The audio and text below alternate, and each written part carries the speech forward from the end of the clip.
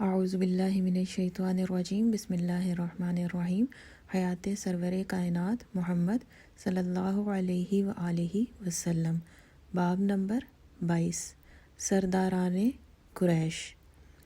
حضرت صلی اللہ علیہ وآلہ وسلم کے پیرووں یعنی تقلید کرنے والوں میں برابر اضافہ ہو رہا تھا، لیکن جب کبھی کوئی نیا شخص مرد ہو یا عورت قبول اسلام کے ارادے سے بیعت کے لیے آتا تو اکثر و بیشتر وہ کوئی غلام ہوتا، آزاد کردہ غلام ہوتا۔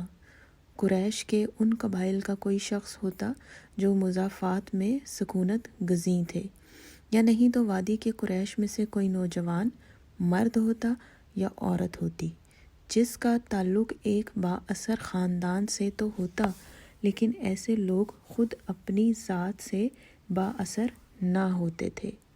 ان کے قبول اسلام سے ان کے بزرگ رشتہ داروں یا والدین کے غیظ و غضب اور دشمنی میں 10 گنا اضافہ ہو جاتا تھا۔ عبد الرحمن، حمزہ اور ارقم رضی اللہ تعالی عنہم مستثنیات یعنی ایکسیپشن میں سے تھے، لیکن یہ لوگ سربراہی اور سرداری کے منصب سے کہیں دور تھے۔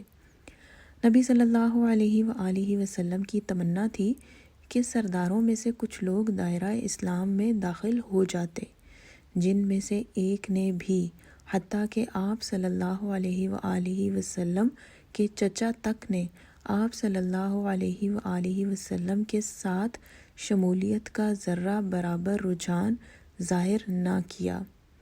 آپ صلی اللہ علیہ وآلہ وسلم کو اپنے پیغام کی اشاعت میں بڑی مدد ملتی اگر آپ صلی اللہ علیہ وآلہ وسلم کو ابو جہل کے چچا ولید کی تائید حاصل ہو جاتی۔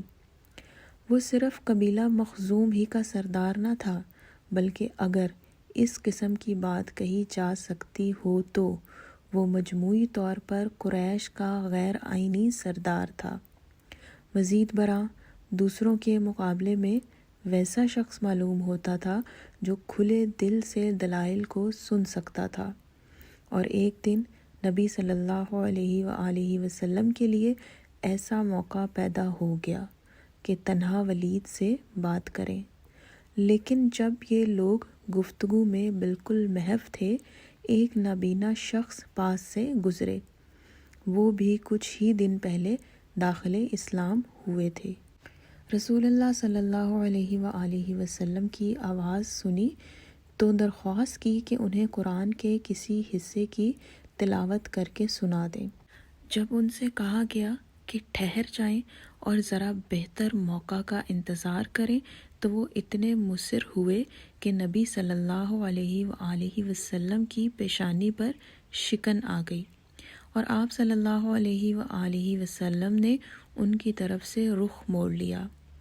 ولید سے آپ صلی اللہ علیہ وآلہ وسلم کی بات چیت تو چوپٹ ہو گئی، لیکن نابینا شخص کی مداخلت بجائے خود کسی نقصان کا باعث نہ تھی، کیونکہ ولید کا دل و دماغ ان لوگوں کے مقابلہ میں کچھ زیادہ فراخ یعنی کشادہ نہیں تھا، جو اپنے رویے سے رسول اللہ صلی اللہ علیہ وآلہ وسلم کو نا امید کر چکے تھے۔ ایک نئی صورت اس واقعہ کے تقریباً فوراً بعد نازل ہوئی۔ وہ یوں شروع ہوتی ہے: ترش رو ہوا اور بے رخی برتی اس بات پر کہ اندھا اس کے پاس آ گیا۔ سورۃ عبس آیت نمبر 1 اور 2۔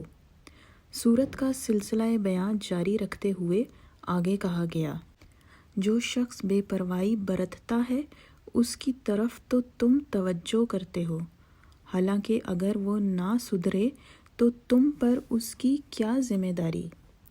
اور جو تمہارے پاس دوڑا آتا ہے اور وہ ڈر رہا ہوتا ہے، اس سے تم بے رخی برتتے ہو۔ سورۃ عبس آیت نمبر 5 تا 9۔ اس واقعہ پر زیادہ دن نہ گزرے تھے کہ ولید نے یہ کہہ کر اپنے ذاتی ذم کا پردہ فاش کر دیا: کیا وحی محمد صلی اللہ علیہ وآلہ وسلم پر ہی نازل ہوتی ہے، مجھ پر نہیں؟ حالانکہ میں قریش کا سربرآوردہ شخص اور ان کا سردار ہوں۔ کیا وہ نہ مجھ پر نازل ہوتی ہے نہ ثقیف کے سردار ابو مسعود پر، حالانکہ دو عظیم بستیوں کے ہم ہی دو عظیم اشخاص ہیں۔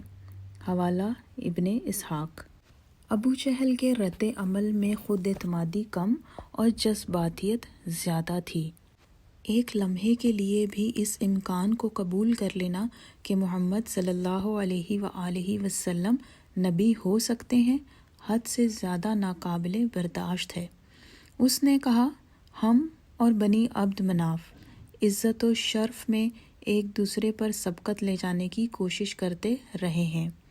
انہوں نے زائرین کو کھانا کھلایا تو ہم نے بھی کھلایا، انہوں نے دوسروں کا بار اٹھایا تو ہم نے بھی دوسروں کا بار اٹھایا، انہوں نے فیاضی کا جوہر دکھانے کے لیے دیا تو ہم نے بھی دیا، اور جب گھٹنے سے گھٹنا ملا کر ہم دو گھوڑوں کی مانند ایک دوسرے کے برابر جا رہے تھے تو وہ کہتے ہیں، ہمارا ایک آدمی نبی ہے، اس پر آسمان سے وحی نازل ہوتی ہے، ہم اس معاملے میں کہاں برابری کر سکیں گے؟ خدا کی قسم ہم اس پر کبھی ایمان نہ لائیں گے، ہم کبھی نہ مانیں گے کہ وہ صادق القول اور حق گو ہے۔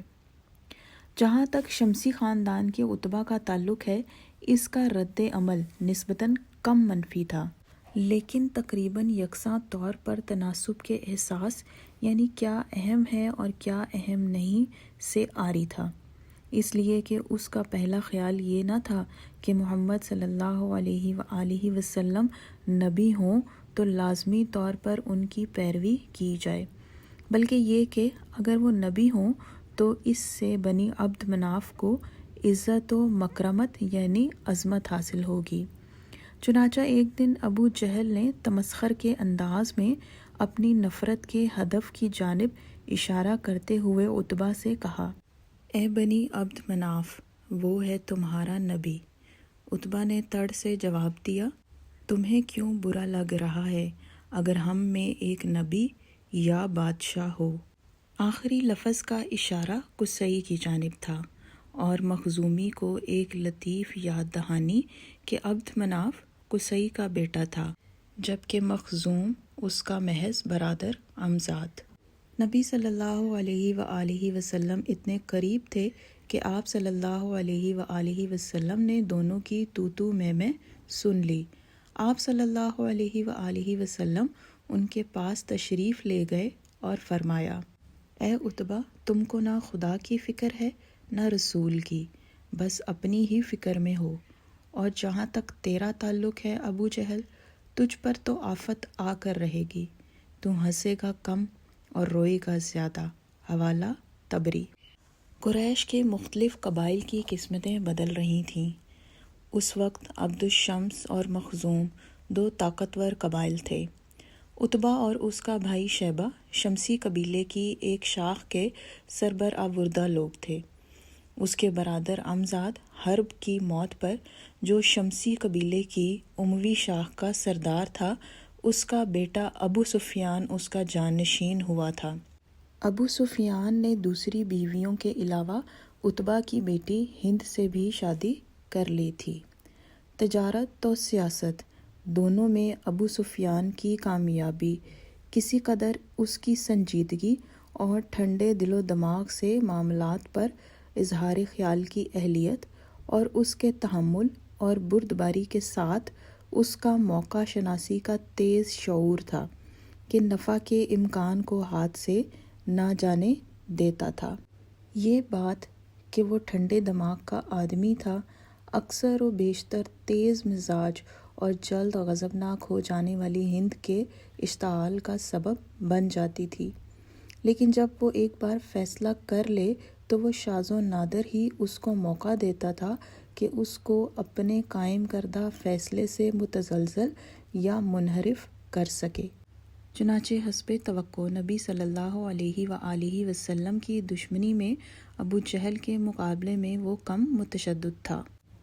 تاہم قریش کے سردار رسول اللہ صلی اللہ علیہ وآلہ وسلم کے ساتھ اپنے طرز عمل میں خواہ کسی قدر باہم مختلف رہے ہوں، وہ آپ صلی اللہ علیہ وآلہ وسلم کے پیغام کو رد کرنے کے معاملے میں متفق اور یک زبان تھے۔ سبھی نے زندگی میں کامیابی کا ایک نقطۂ عروج اپنے معیار و تصورات کے مطابق پا لیا تھا۔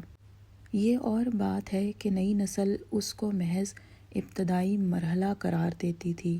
انہیں معلوم تھا کہ انہوں نے وہ کچھ پا لیا ہے جس کو اتفاق عام کے حوالے سے عرب میں انسانی عظمت کا آئیڈیل اور اصلی مقصد قرار دیا جاتا ہے۔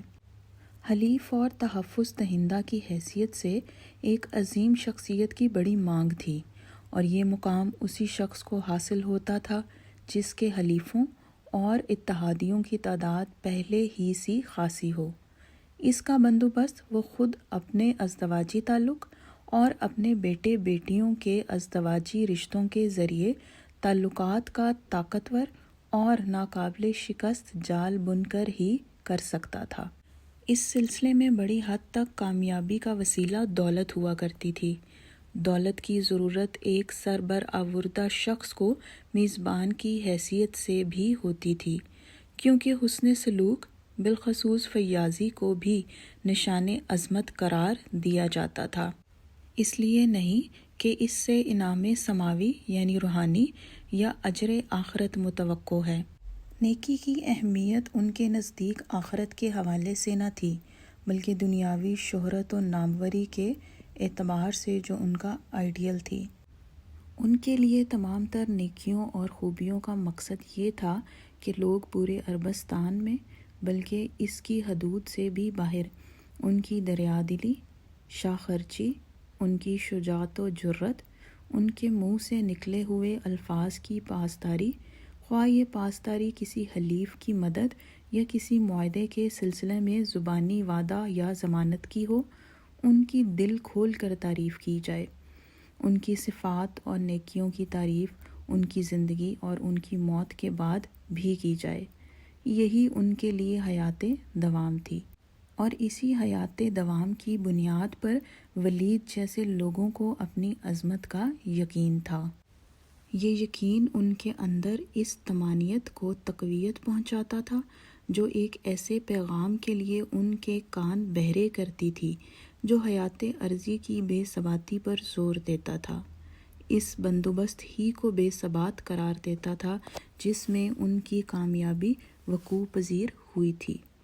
ان کی ابدیت کا انحصار اس پر تھا کہ عرب ویسا ہی رہے جیسا کہ ہمیشہ سے تھا۔ اس پر تھا کہ عرب نظریات تسلسل کے ساتھ ماضی سے مستقبل تک پائندہ اور پائیدار رہیں۔ وہ سب ہی لوگ کلام وحی میں لسانی و ادبی حسن کا شعور یقیناً رکھتے تھے، لیکن جہاں تک مفہوم کا تعلق ہے، ان کے دل کے دروازے ایسی آیات کے لیے آپ ہی آپ بند ہو جاتے تھے، جیسے یہ آیت جو ان پر واضح کرتی ہے کہ وہ اور ان کے معزز آباء و اجداد نے کوئی کارنامہ انجام نہ دیا، اور یہ کہ ان کی ساری تگ و دو بے محل تھی۔ دنیاوی زندگی محض لہو و لعب ہے، ہاں آخرت کی زندگی حقیقت میں زندگی ہے، کاش لوگ واقف ہوتے۔ سورۃ العنکبوت آیت نمبر 64۔